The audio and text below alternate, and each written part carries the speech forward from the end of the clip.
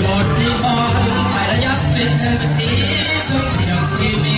นำพอที่จะได้ฟังลำเอาลำเสียงหมอลำโอ้เอามาเดินถึงเจ้าให้เขาร้องมือดีเขาจะแสดงเรื่องต่างๆดังรุ่นเราเด็กระดับเธอมาฟังลำถึงนุ่มถึง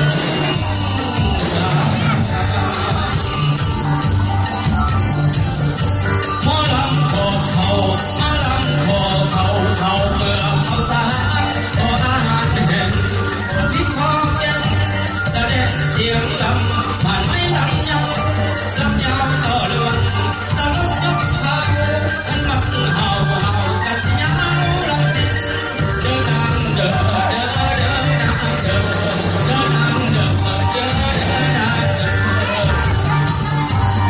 มือเป็นเสาสิ่งตาต้องแต่งขอ